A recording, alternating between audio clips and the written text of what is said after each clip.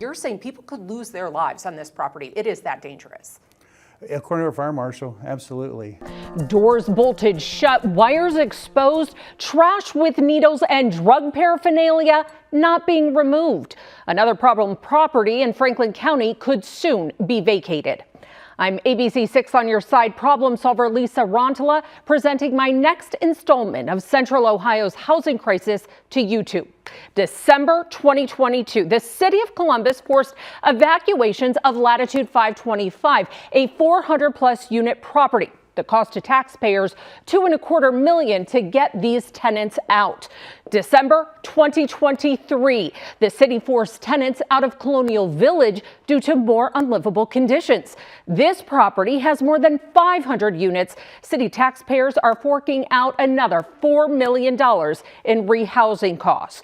And now it's Galloway Village Apartments in Prairie Township. It has more than 350 units. County taxpayers are on the hook for another $1 million to help rehouse the 93 people who live here. I've never in my life seen a trash bin get repoed.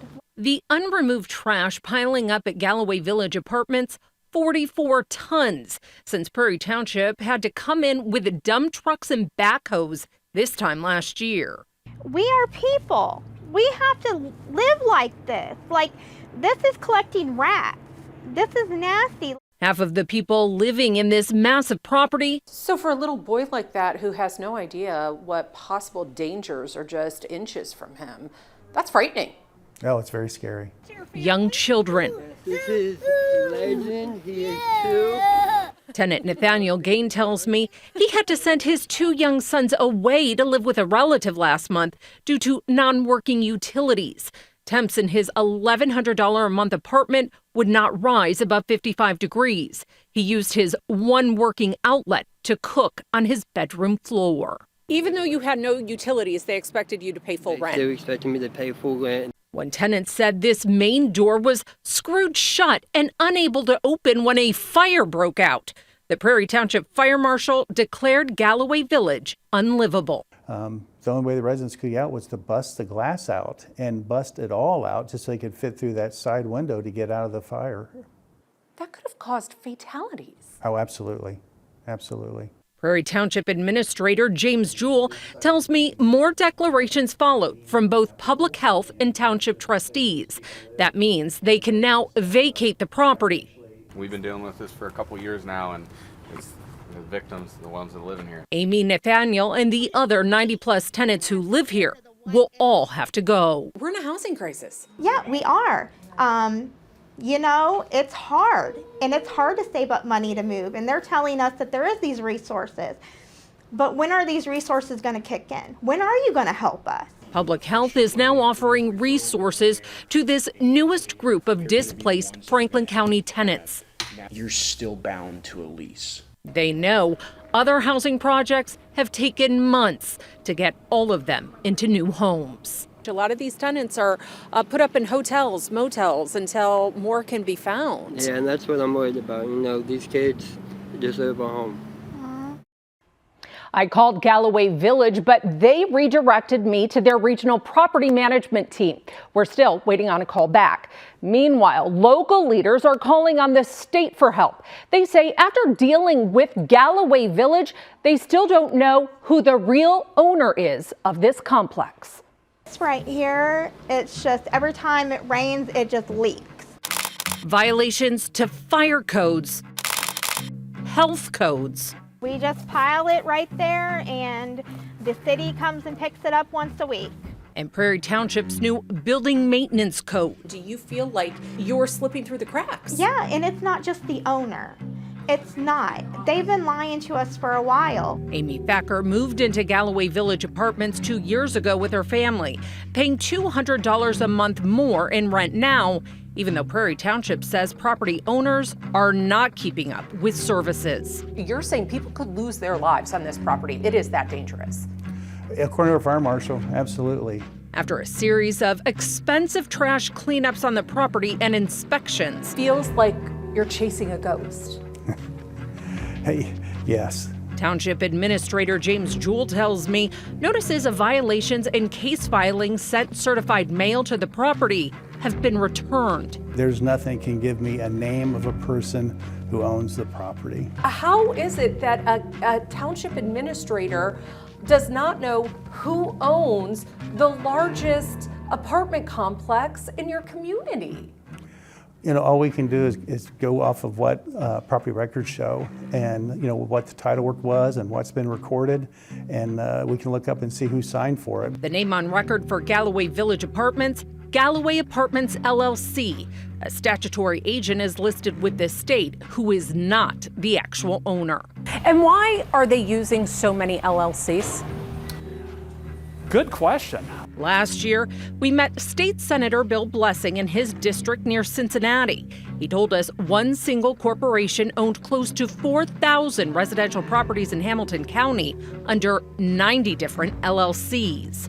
To give the appearance of, wow, this is a bunch of smaller businesses, not one large corporate titan. However, bills requiring more transparency to close the LLC loophole remain in committee. Our zoning department has just been jumping through so many hoops trying to track down who the actual owner is. Prairie Township did take Galloway Apartments LLC to court last year and won. While the property reps paid the $3,000 in fines, Jewell tells me no additional repairs to the property were made. Continuing cases regarding the violations to fire code could mean more fines of thousands of dollars per day. These fines, if they're not paid, someone could be arrested for it. But we would have no idea who to arrest for not paying the fines that were levied against them. Well, I've yet to hear back from the management company running Galloway Village. We have no idea when it's going to shut down. We have no idea anything. My lease is up in May. The 93 tenants who remain here are turning to the township for answers. They want to know when township leaders plan to vacate and demolish their homes. But without knowing who the owner is, who's stopping them from acquiring more funds, buying another massive property, and doing this all over again? Nothing I know of. The state Senate formed a select committee last year to study Ohio's housing crisis. The two state senators who represent Prairie Township are on this committee, and Administrator Jewell is considering testifying in the next few weeks.